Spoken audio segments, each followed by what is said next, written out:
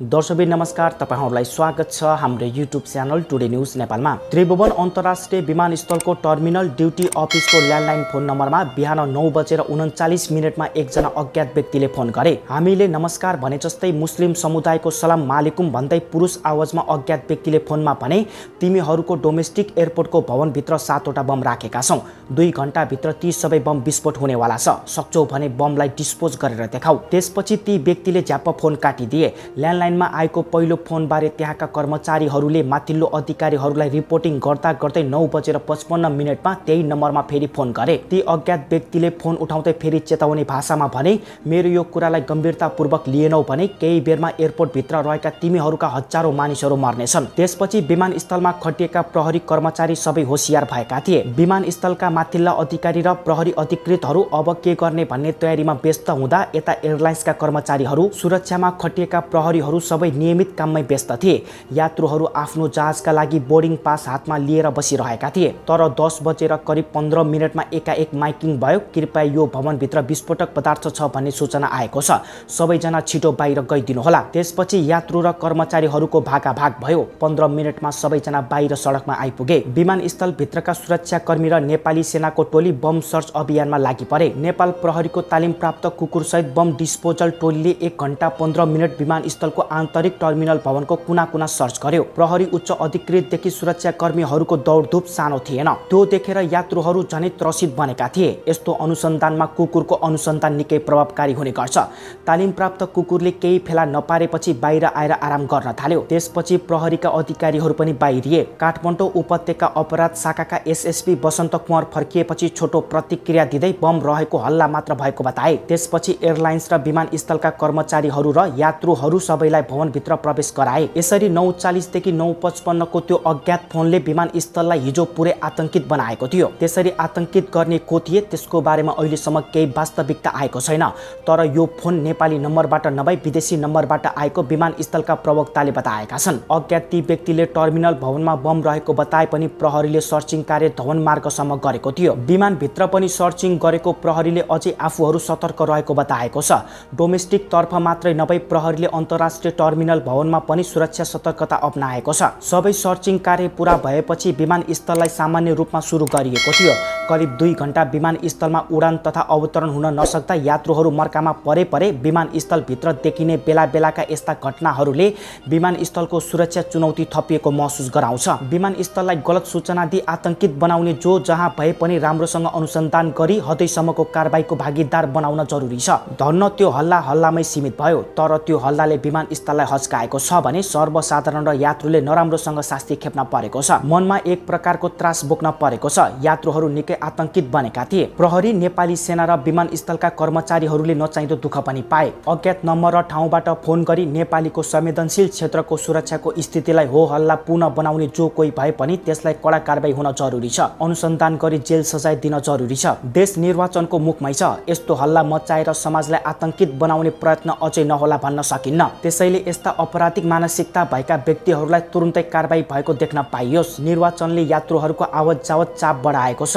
अहिले पर्यटकीय मौसम पनि हो। विभिन्न देशबाट आएका विदेशी पर्यटकहरू नेपाल आइसकेपछि देश भ्रमणका लागि यही आन्तरिक विमानस्थल हुँदै ठाउँ-ठाउँमा पुग्ने गर्छन्। त्यसो त यात्रुको चाप अझै बढ्ने भयो। अहिले विमानस्थलमा विमानको उडानको काम धेरै भएर एयर ट्राफिक हुने समस्या पनि बढिरहेको छ। 2 घण्टा विमानस्थलमा छाएको सन्नाटाले यस्तो असर पारेको थियो। त्रिभुवन अन्तर्राष्ट्रिय विमानस्थलमा आवत जावत गरेर दिनमा करिब 400 भन्दा बढी उडानहरू हुने गर्छन्। अरू बेला पनि तोकेको समयमा उडान नहुने विमानस्थलमा बुधबार एकाएक बम रहेको हल्लाले झन्डै 2 घण्टा विमानस्थल अवरुद्ध भएको थियो। अज्ञात व्यक्तिले फोन गरेर आन्तरिक टर्मिनलको भवनभित्र 7 वटा बम छ भनेपछि आतंक त सृजना भयो नै, सँगसँगै केही समय कर्मचारी र यात्रुले तनाव झेल्न पर्यो। विमानस्थलमा बम रहेको हल्लाले विमानसम्म पुगेका यात्रु दौडिँदै भवन बाहिर आएका थिए। विमानस्थलबाट बाहिर आएका यात्रीहरूलाई भने कतिखेर आफ्नो गन्तव्यमा पुगिएला भन्ने छटपटी भइरहेको थियो। बमको हल्लाले नेपाली मात्र होइन, नेपाल घुम्न आएका पर्यटक पनि प्रत्यक्षदर्शी बनेका थिए।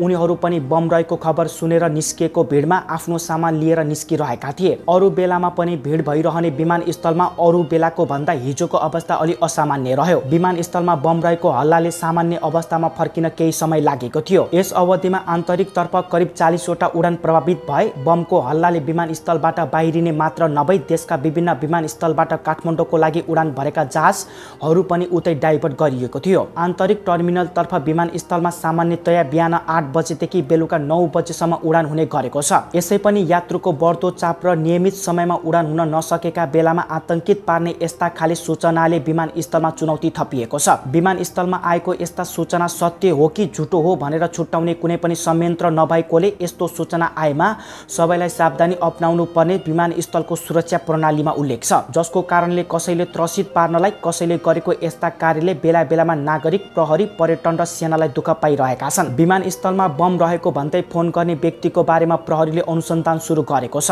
फोन कहाँबाट आयो भन्ने यकिन नभए पनि पाकिस्तान र अस्ट्रेलियाबाट आएको हुन सक्ने अनुमान गरिएको छ। फोन कलको विषयमा केन्द्रीय अनुसन्धान ब्युरो र साइबर ब्युरोले अनुसन्धान थालेको छ। विमानस्थल जस्तो संवेदनशील क्षेत्रमा अज्ञात व्यक्तिले के उद्देश्य र के स्वार्थका लागि नागरिकलाई त्रासमान पार्ने हल्ला फैलायो भन्ने यकिन भइसकेको छैन। विमानस्थल व्यवस्थापनहरूका अनुसार अपराह्नसम्म डिले भएका उडानहरू पूरा गरिसक्ने जनाए पनि केही उडानहरू प्रभावित भएका छन्। हल्ला मात्र भएको कारण सर्चिङको काम छिट्टै सकियो। यदि शंकास्पद वस्तु भेटिएको भए त्यसको डिस्पोजको लागि अरू समय लाग्ने थियो। त्यसले थप नकारात्मक सन्देश जाने थियो, तर खुसीको कुरा त्यस्तो हुन पाएन। विमानस्थलले करिब 2 घण्टामै आफ्नो लय समात्यो। अहिलेको लागि नेपालमा कुनै पनि अन्तर्राष्ट्रिय विमानस्थल नभएको हुँदा त्रिभुवन अन्तर्राष्ट्रिय विमानस्थलले अत्याधिक भार सहनु परेको छ। गौतम बुद्ध अन्तर्राष्ट्रिय विमानस्थल तयारी अवस्थामा भए पनि अहिलेसम्म उडान सुरु भइसकेको छैन। सानो समस्या आउँदा पनि यहाँका यात्रुहरूले घण्टौं समस्या भोग्न परेको अवस्था छ। त्रिभुवन अन्तर्राष्ट्रिय विमानस्थलमा बेला बेलामा विभिन्न खाले हल्ला फैलिरहन्छन्, तर यो हल्ला अरूभन्दा निकै संवेदनशील भएकाले हल्ला भन्दा बढी त्रास फैलियो। गएको फागुन 9 गते राति पौने 11 बजे कतार उड्न लागेको नेपाल वायु सेवा निगमको व्हाइट बडी जहाजमा पासपोर्ट र टिकट बिना 18 वर्षीय युवक जहाजभित्र पुगेपछि खैला बैला नै मचिएको थियो। क्याप्टेन विजय लामा नेतृत्वको टोलीले उडानको तयारी गरिरहेको बेलामा रौतहटका 18 वर्षीय हसमम आलम टिकट र पासपोर्ट बिनै जहाजमा पुगेका थिए। विमानको बिजनेस क्लासमा बिना टिकट मस्त बसिरहेका हसममका कारण व्हाइट बडी जहाज करिब 1.5 घण्टा डिले भएको थियो। जहाजको सिटमा बसेका हसममलाई पछि सुरक्षाकर्मी बोलाएर झार्न परेको थियो। हसमम जहाजको सिटसम्म पुगेको फागुन 9 गते नै पहिलो घटना भने होइन। यो घटनाको छानबिन गर्न छानबिन समिति नै गठन गरिएको थियो।